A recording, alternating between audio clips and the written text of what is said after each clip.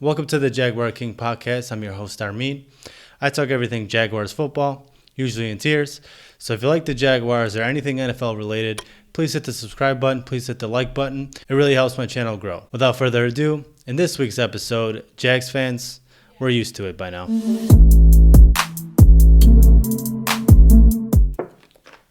I wanted to wait to do this recap because I thought potentially there could be some change heading into the bye week. Wrong.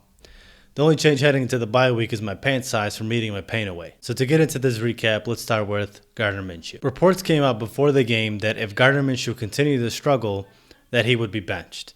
I thought this was a really dumb move by the Jaguars coaching staff, PR team, whoever decided to leak that out. And here's why. What we learned so far from Gardner Minshew is that when he's pressing and under a lot of pressure, he does not play well and does not play his best football. Take a look back to when Nick Foles was potentially going to take over the starting spot last year when he was coming off his injury. Against the Texans in London, he shit his pants. He did not play well at all. Take a look at this year when he finally realized he has to score 100 freaking points because Todd Wash is the defensive coordinator. He's not playing well. He's under a lot of pressure that he seems he can't handle right now. So what does the Jaguars genius staff do? They tell him he's going to be benched if he can't play well. You may be thinking this is a good thing. Yeah, we need to light a fire under his ass. Well, this isn't Taco Bell. You have to understand your players, and unfortunately, I don't think the Jaguars coaching staff understands much. Minshew came out of the game with his head down on the sideline. He wasn't really interacting with anyone. And he walked down to one of his worst football starts we've seen him play. He overthrew his first pass by a mile. And then the next drive, holding on the ball too long, getting sacked. Again, overthrowing DJ Shark. Bad O-line play, bad play calling. But overall, he just looked completely uncomfortable. He did not look like he was ready to play and win that game off the start. Like, it just did not look good at all. In the second quarter, though, he picked it up. He made some plays with the help of Huncho Visca and the help of James Robinson, and they were able to put points on the board. And then with 4 minutes left in the second quarter, again, he put another good drive to put up points. We saw a little bit of that Minshew magic that we all loved to see last year. He escaped a ridiculous would-be sack and found Oshag Hennessy just on the sideline over there to keep the drive alive. It was only a 4-yard pickup, but that's a huge play because that was a potential loss he made into a gain, which is what good players do. He was able to make plays and get him in a position to score, and that they did. And then going into that first half, they're down 2 points because they missed that 2-point conversion. But the way the game started, we thought it was going to be a pure blowout. So he wasn't playing his best the way it started, but he picked it up and was playing a lot better than he was. But in the second half is where the inconsistency started. He threw a perfect dime to Chris Conley for a touchdown, but then he ended the game by missing DJ Shark by a mile and had DJ Shark contemplating the trade deadline over on the sidelines. So I think that's where we sit with Minshew. Sometimes he makes us forget he was a 6th-round pick, but then other times we remember why he was a 6th-round pick. And right now, that inconsistent play is what's keeping a lot of Jaguars fans at bay by calling him the guy. I think he played well enough to still keep his spot, but he definitely didn't play well enough to convince everyone he's the guy. So that's kind of where we sit with him. I also wanted to touch on James Robinson. All I want to say is for next year's draft, we definitely don't have to draft a running back outside of just drafting his backup. Jay Gruden finally gave him more than 20 touches, and he was out there landscaping, just mowing people over. The dude's a starting running back. He's shown enough that he can be explosive. He could run people over. He can make people miss. He's a good running back, and that's the one thing this Jaguars staff did right so far. So let's move on to the defense. Thank you for trying. I don't really want to talk about the defense because I feel like it is what it is at this point. It's just the same thing over and over again. I mean, what more can I really say about, them just doing the same thing over and over again? I do want to touch on Oren Sherbert, though. Something about his play leaves a lot to be desired. Why is his arch nemesis moderately athletic QBs? I mean, I get it. You're going to miss open field tackles. You're not perfect, but he's making these QBs look like LaShawn McCoy. Ryan Fitzpatrick juked him out in the middle of the field. Then yesterday, Herbert Hoover made a juke on him to get into the end zone. It's not all on him, though. He's put in a really tough position with injuries around him and Taven Bryan. But overall, something seems to be lacking there. But I'm still going to give him time to adjust to whatever he needs to adjust to. I still think he's a good quality starter at middle linebacker. Overall, the defense kept him in it. In the first half, I did not expect that. I was definitely expecting the Chargers to kind of rout him. A lot of it was lucky, but a lot of it, they were making plays, and you got to give credit where credit's due. But eventually, they took their mask off, and it just imploded. So let's move on to coaching.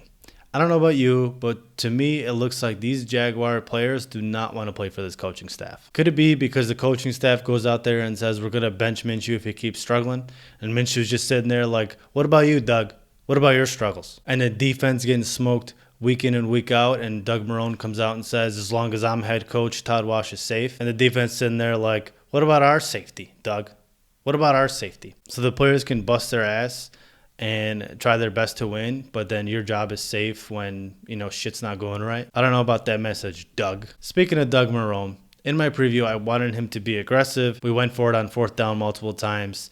I don't mind him going for it because at the end of the day, we're 1-5. What do we really have to lose? Even if we do go forward and score, possibly, our defense is probably going to give up points anyway. So I was totally for him going for it on those 4th downs. Even with the whole momentum swing and stuff like that, just go for it. Who cares?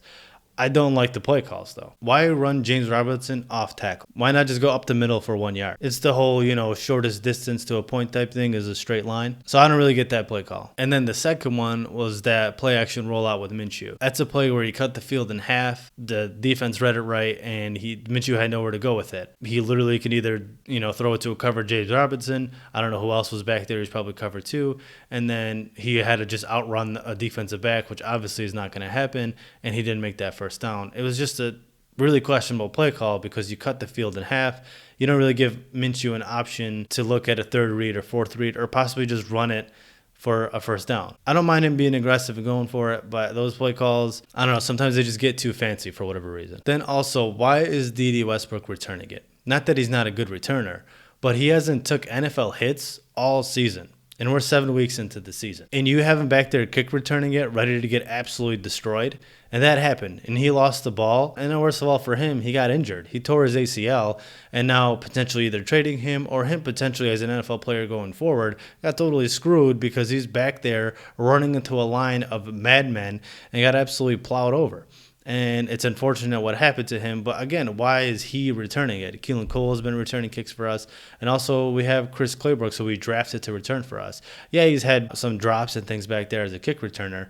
But if you needed someone to return, I feel like throw somebody who's been playing in the season who can take some hits. And, that was just a bad call. Not only did it cost us points because he wound up fumbling, but it cost him his season as well. Total bold move over there, Doug. And then also, I feel like Anthony Lynn wasn't even taking this serious. At one point in the game, he had his backup come in and run some wild-ass read option plays and stuff. He was probably thinking, hey, this backup, 3rd stringer doesn't really get much looks in practice. We're going up against Todd Wash's defense. This is just as good. Then after the game, in a cool moment, Joey Bosa was showing Kayvon Chaisson some pass rush moves and pass rush techniques. Much needed considering our defensive line coach probably isn't doing anything. I've been hard on this coaching staff. Overall, they don't have much to work with, but they really don't help themselves a lot. And that's why I don't want to see them going forward next year, despite whatever our record is. I just feel like we already know what we have in Doug Marrone. We already know what we have in Todd Wash. And Jay Gruden hasn't really called the best games to date. I don't really see a reason to keep him. And I thought I'd wake up Monday morning and see somebody was fired. But obviously that didn't happen. I feel like every single recap for the past 6 weeks has been exactly the same. And it's just been draining. So I think I need the bye week more than the Jags do this week. Thank you all for watching. If you stuck around for my horse shit and enjoyed it, please hit the like button. Please hit the subscribe button. It helps my channel grow. And then comment down below your thoughts on the Jaguars-Chargers game, what you guys think going forward, and what you guys think we could have done possibly that game to pull out a victory. I will see you all next video, possibly to break down what we have going into the bye week and what to expect going forward. Thank you all for watching, and I'll see you next video.